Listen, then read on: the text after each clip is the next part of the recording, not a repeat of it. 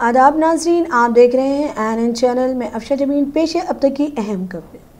Gift एक इस्माइल के हिस्से के तौर पर उच्चपेट के रुकन असम्बली जी बालराजू की जानिब से अतिया दी गई नई एम्बुलेंस की खिदमात का वजीर KTR के हाथों इफ्तिताह अमल में आया। इस मौके पर वज़रा श्रीनिवास गौड़, जगदीश रेड्डी, रियासती किसानों की राब्ता कमेटी के सदर राजेश्वर रेड्डी और मेंबर पार्लियामेंट रंजीत रेड्डी, मेंबरान असम्बली और दिगर ने शिरकत की।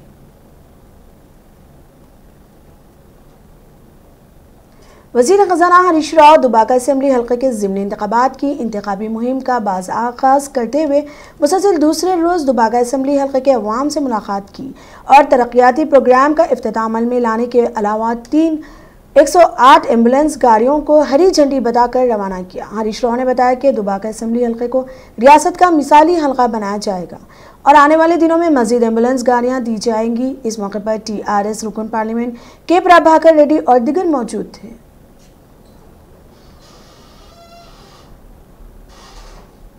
TRS हुकूमत ने तेलंगाना के हर जिले में पार्टी दफ्तर कायम करने का फैसला किया है। इस तनाज़ुर में मुताल्लिक़ा अज़ला में पार्टी दफातर की तामीर का काम तेज़ी से जारी है। रियासती पंचायती राज देही तरक्की के वज़ीर एराबल्ली दयाकर राव ने MLCP श्रीनिवास रेड्डी के हमरा हफ्ते के रोज़ ज़िला जंगांव में TRS पार्टी के दफ्तर का दौरा करते हुए मुआयना किया। बाद अज़ा वज़रा ने मुताल्लिक़ा अहदेदारों को तामीराती कामों से मुताल्लिक़ मुनासिब हिदायत दी। वज़ीर एराबल्ली ने वाज़ेह किया कि दफ्तर का अनकरीब इफ्तिताह अमल में आएगा और चीफ मिनिस्टर KCR और पार्टी वर्किंग सदर KTR के हाथों दफ्तर का इफ्तिताह अमल में आएगा। उन्होंने कहा कि मुश्तरका ज़िला वरंगल में ज़ेर तामीर 5 दफातर का इफ्तिताह भी अनकरीब अमल में आएगा। पार्टी दफातर के खोलने के बाद पार्टी की तमाम सरगर्मियां दफातर में अंजाम दी जाएंगी। वज़ीर ने कहा कि पार्टी दफातर को जदीद सहूलियात के साथ तामीर किया जा रहा है।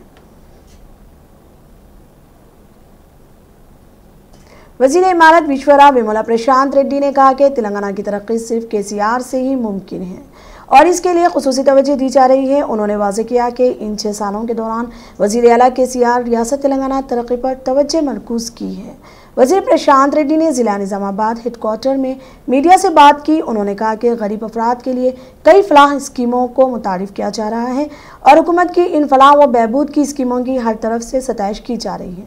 रियासत में दरपेश मौजूदा मसाइल के अलावा काश्त और पीने के पानी की मुश्किलात भी दूर हो गई हैं।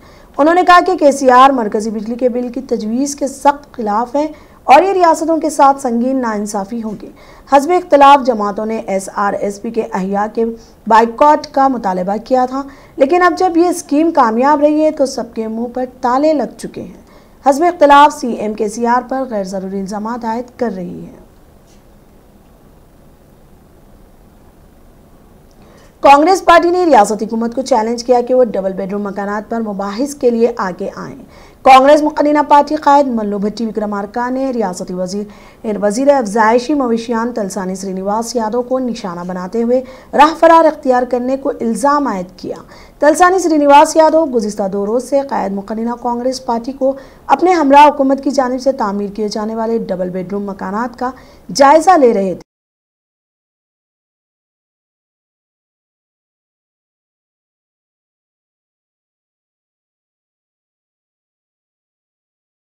तामीर करते हुए जे एजेंसी हदूद में गरीब अवाम को मुफ्त फराहम करेंगे। KCR के मुखातिब अब तक 5 लाख मकानात की तामीर होनी चाहिए थी, लेकिन इस वक्त सिर्फ 3428 मकानात को मुकम्मिल किए हैं और जे एजेंसी इलेक्शन के पेश नज़र हुकूमत डबल बेडरूम की तकसीम का एक तमाशा खड़ा कर रही है।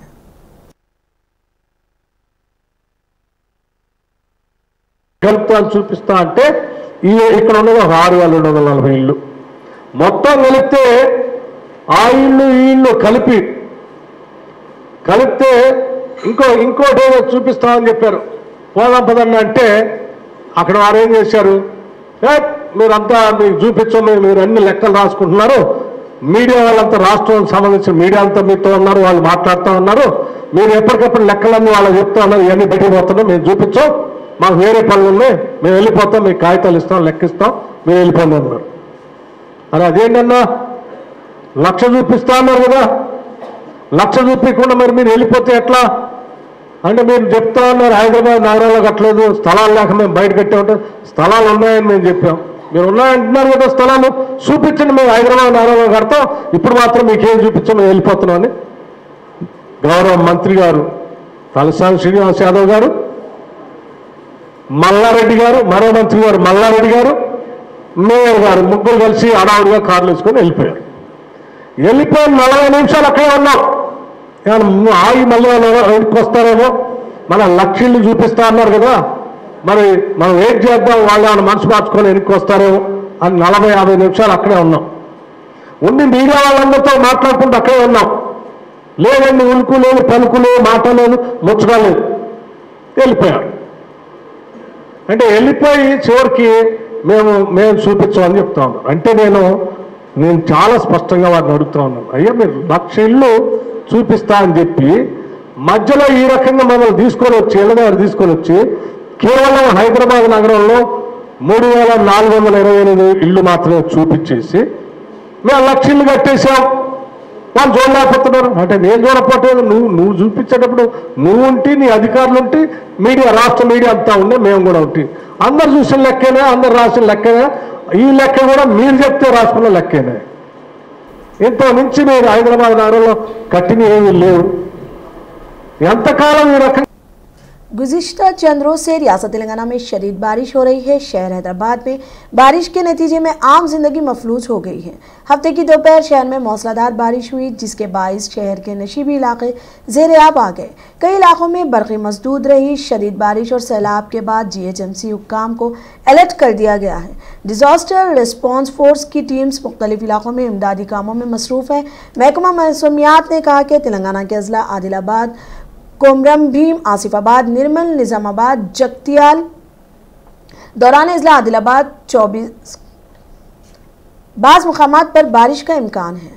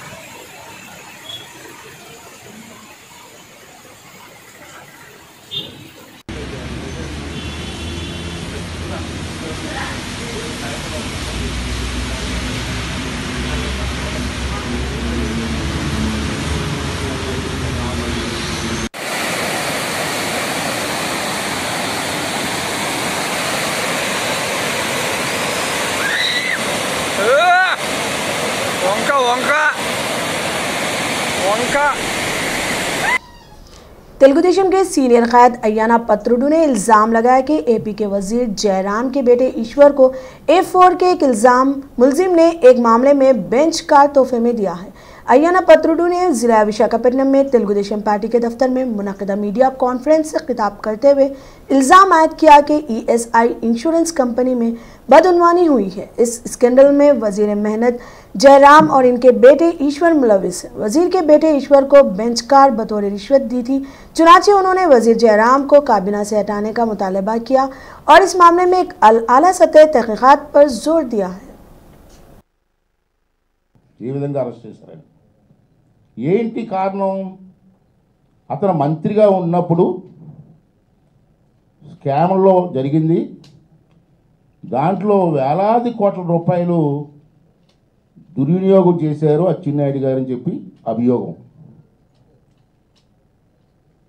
దాని మీద ముఖ్యమంత్రి గారు వెంటనే ఏసీబీని దర్యాప్తు చేయమని, దర్యాప్తు కూడా కాదు ఇమీడియట్గా అరెస్ట్ చేయమని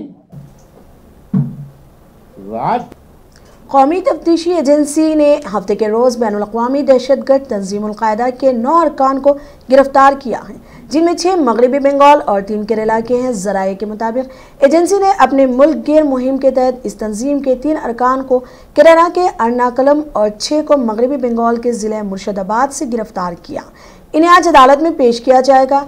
जराये ने दावा करते हुए बताया कि गिरफ्तार अफराद का पाकिस्तान से राब्ता है और इनका नई दिल्ली समेत मुल्क के बहुत से सरकारी इदारों को निशाना बनाने का था। इनके पास से मुतअद्दिद धमाका खेज आलात और जिहादी अदब बरामद हुए हैं। साबिक रियासती वजीर चन्ना रेड्डी ने महबूबनगर से कौंसिल टिकट के लिए प्रदेश कांग्रेस कमेटी को दरख्वास्त दी। उन्होंने कहा कि अब हालात बदल चुके हैं, कौंसिल इंतखाबात में कांग्रेस के उम्मीदवारों की कामयाबी यकीनी है। पार्टी के तमाम कायदीन इत्तेहाद के साथ काम करते हुए पार्टी के उम्मीदवारों की कामयाबी की राह हमवार करें। उन्होंने कहा कि मैं दरख्वास्त देता हूं, पार्टी टिकट दिए या ना दे, मैं पार्टी के उम्मीदवार के लिए काम करूंगा।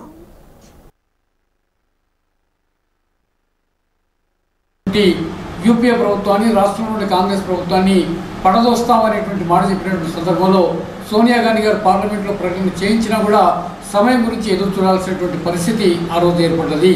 అలాంటి సందర్భంలో కేసీఆర్ గారు ఆ పార్లమెంట్లో చేసిన ప్రకటనకు కాంగ్రెస్ పార్టీ వెనుకపోయిందని ప్రజలను రెచ్చగొట్టి 2009 నుంచి 2014 వరకు ఆయన టీఆర్ఎస్ పార్టీ సకల జనుల సమ్మె అనేటువంటి పేరుతో లేకుంటే తెలంగాణ జాగ్ అనేటువంటి ఉద్యమాల పేరుతో చాలా పెద్ద ఎత్తున ఉద్యమాలు నడిపించినటువంటి సందర్భంలో తెలంగాణ ప్రజల దృష్టిలో టీఆర్ఎస్ పార్టీ పోరాటం వల్లనే తెలంగాణ వచ్చిందనేటువంటి భావన, కాంగ్రెస్ పార్టీ సోనియా గాంధీ గారు ఇచ్చినటువంటి మాటకు కట్టుబడి ఆ అమ్మ పార్లమెంట్లో బీజేపీ సుష్మా స్వరాజ్ ఇంటికి కూడా పోయి ఆ సుష్మా స్వరాజ్ని కూడా ఆమెను కన్విన్స్ చేసి అత్యధిక ఓట్లు ఈ తెలంగాణ బిల్లుకు అనుకూలంగా పడేటట్టుగా ఆ రోజు సోనియా గాంధీ గారు చేసిన కృషిని ఈ తెలంగాణ ప్రజలు గొప్ప ఎత్తున గుర్తించలేకపోయారనేటువంటి మాట కూడా మీతో పనిచేస్తున్నాను. అందుకని 2014లో జరిగినటువంటి ఎన్నికల్లో ఉద్యమంలో ముందుండేటువంటి టీఆర్ఎస్ పార్టీనే ప్రజలు గుర్తుంచుకొని వాళ్ళ ఓట్ల ద్వారా ఈ టీఆర్ఎస్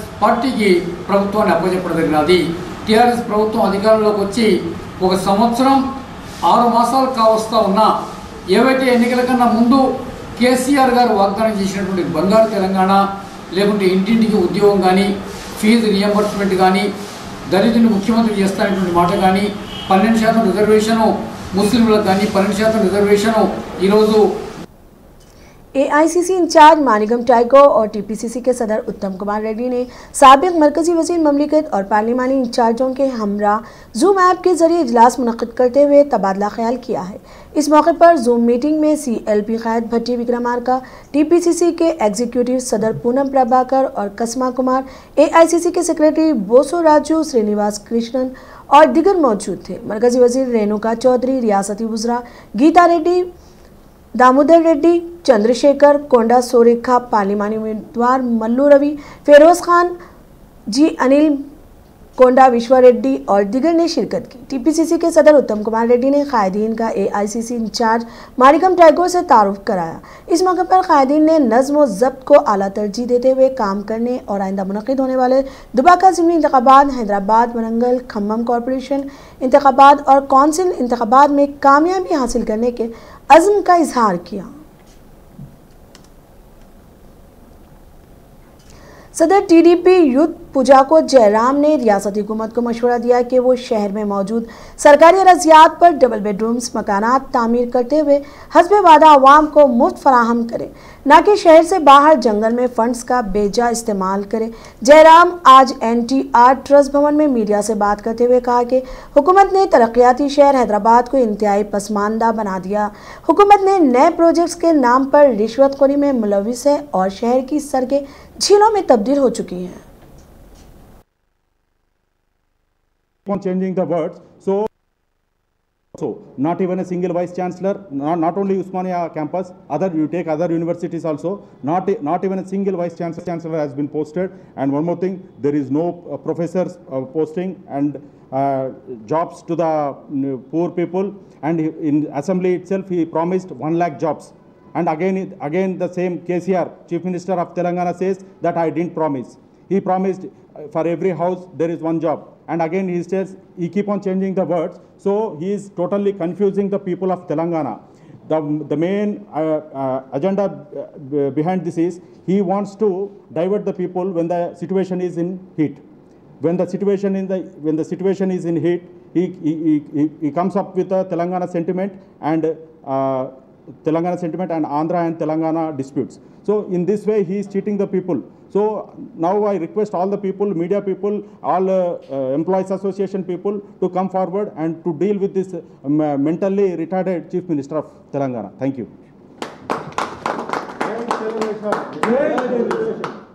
पे कर लो, वो पे कर लो। जैसा ग्रेटर हैदराबाद के इलेक्शन चालू होते ही आप बोल देते ये सब माफ कर दिए, केसीआर को और डालो। मैं आवाम से यही कहना चाहता हूं, ये कचरा केसीआर को, आपको ये बहुत अच्छा मौका है। ग्रेटर हैदराबाद जिसको बोलते हैं ना, ये साफ हैदराबाद बनाइए, एक सुनहरा तेलंगाना बनाइए, जनगणना तहजीब के हिसाब में चलिए। आपको जो पार्टी आप डेवलपमेंट है, चंद्रबाबू नायडू साहब जो डेवलपमेंट करे वो पब्लिक आज भी नहीं भूलती। हम उस खलीज बंगाल में हवा के कम दबाव की वजह से गुज़िश्ता 4 रोज से रियासत के मुत्तहिद इस्लाम में मौसलाधार बारिश हो रही है। हफ्ते की सुबह से ही जिला जोगलम्बा में मौसलाधार बारिश की वजह से नशीबी इलाके ज़ेरे आब आ गए हैं। बारिश के बायस कंडा स्ट्रीट, नालकुंटा, संकलम्मा, मेटोडो और दिगर मुकामात में सड़कों पर पानी जमा हो गया। गुदवाल के पुराने बस स्टैंड पर शदीद सैलाब का पानी जमा हो गया, जिसकी तरफ से अवाम को मुश्किलात का सामना रहा। इस मौके पर MLAB कृष्णो मोहन रेड्डी ने ज़ेरे आब नशीबी इलाकों का मुआयना किया। इमलाक और जानी नुकसान को रोकने के लिए हुक्काम को इमदादी कार्रवाई करने की हिदायत दी और चौकस रहने का मशवरा दिया।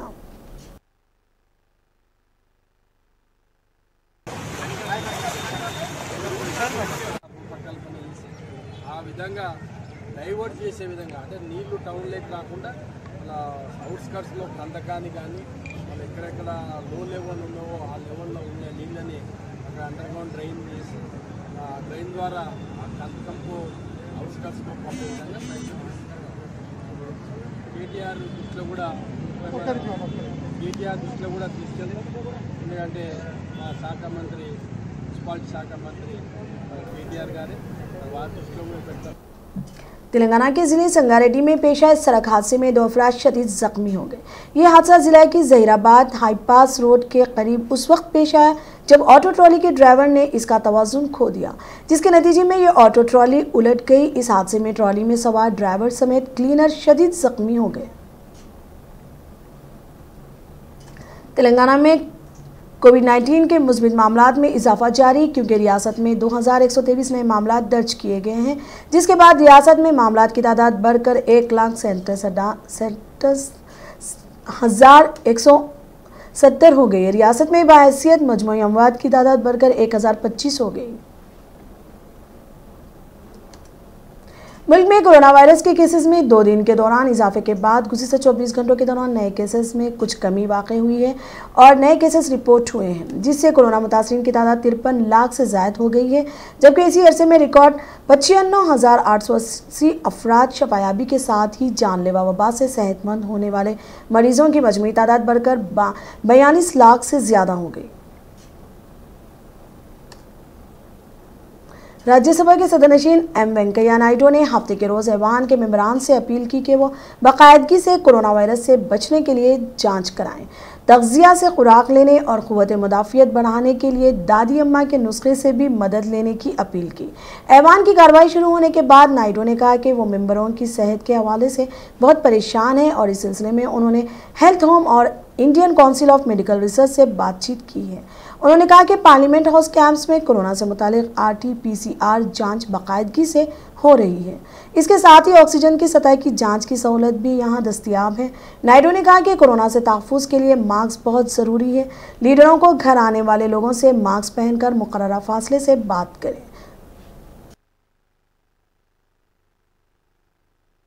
I have again held a meeting with the Home Secretary, Joint Secretary, Health, Minister of Health and Family Welfare, and Director General ICMR, and also the officers of the Rajya Sabha about the measures being taken to contain the spread of the COVID-19 pandemic and safeguards and precautions that are required for members. What they have told me is, one, the best safeguard. रियासत कर्नाटक मंगलुरु में वाक़े क्लोर church के करीब ज़ेर तामीर site के करीब ज़मीन खसकने से मलबे में दबकर एक शख्स की मौत वाक़ई हो गई। ज़राए के मुताबिक चर्च के करीब अचानक ज़मीन खसकने से कंपाउंड की दीवार गिर गई, जिसके नतीजे में 39 साला उमेश मलबे के नीचे फंस गया। 3 घंटे तवील ऑपरेशन के बाद उमेश के जिस्म को मलबे से बाहर निकाल दिया गया। पुलिस स्टेशन में मासूम शख्स को धक्का देने पर पुलिस कांस्टेबल को मुअत्तल कर दिया गया। जब इसका सोशल मीडिया पर इसका वीडियो वायरल हुआ, तफसीलात के मुताबिक रियासत यूपी के कनौज में एक मासूम शख्स जो कि ई रिक्शा ड्राइवर है, अपने बच्चों के लिए दवाएं खरीदने की गर्ज से एक मसरूफ सड़क पर अपनी गाड़ी खड़ा करने पर पुलिस कांस्टेबल ने इस पर डंडे बरसाते हुए जबरन इसे पकड़कर पुलिस स्टेशन लाया और इसे आते पुलिस स्टेशन में धकेल दिया, जिस पर मस्कुरा मासूम शख्स ने इल्जाम लगाया है कि इस पर कांस्टेबल किरण पाल ने हमला किया था। सोशल मीडिया पर वायरल हुई वीडियो में वो शख्स स्टेशन पर पुलिस एहलकारों को ये कहते हुए दिखाई दे रहा है कि जब कांस्टेबल ने इसे मारना शुरू किया तो वो अपने बच्चों के लिए दवाएं खरीदने निकला था। इसने मुझे बहुत मारा पीटा है, मेरे कपड़े फटे हुए हैं और मेरी टांग सूजी है। इसे ये कहते हुए भी सुना गया है कि वो एक कंपनी में मुलाजिमत करते हुए एक हादसे में टांग गंवा बैठा था। ख्याल रहे कि यूपी पुलिस की आम अवाम के साथ बर्बरियत के किस्से कोई नहीं है। इस वाक़े के बाद कनौज पुलिस ने ट्वीट में लिखा, जिस्मानी तौर पर मासूम शख्स के साथ मारपीट के रवैये के सिलसिले में एक इंस्पेक्टर के जरिए पेश की गई रिपोर्ट पर कनौज एसपी ने कांस्टेबल को फौरी तौर पर मुअत्तल कर दिया है। मैं अपना इज्जत चाहता हूँ भाई, बस मैं इज्जत चाहता हूँ, बस मुझे भाई मिल के मैंने जूता मार देते नहीं पुलिस की धमकी दिखाकर मैंने गलती नहीं करी सर जी, कसम से सर जी मैं कहता हूँ, लेकिन फिर भी मुझे पीटा सर जी, क्यों मुझे पीटा भाई? मैं बच्चा दबाना, मैं अगर रॉन्ग साइड में हूँ या गलत साइड में हूँ तो आप बताइए। मैं साइड में बिल्कुल जायज में था तो सर जी मेरे कान में इतनी तेज मारा मुझे कम सुनने लग गया कसम से। ये देखो ये बैठे, मैंने कहा भाई मैंने आपको कुछ नहीं बोला, कुछ और नहीं बोला, अगर बोला नहीं हो तो बताइए, आप फिर क्यों मार रहे मुझे? आपका ये है कानून है, मेरे पास हथियार नहीं है। देखो सर मेरा ये भी टूटा पड़ा सर जी, मैं अपने बच्चे को दवा दिलाने आया और ये रहा सर जी जो भी है सर। मैंने कहा सर जी मैं आपको कुछ नहीं बोला, अब आगे बात मुझे इन्हें पीटा सर जी, मुझे ये भी मेरे रोड। अब तक के लिए इतना ही, देखते रहिए INN चैनल। खुदा हाफिज।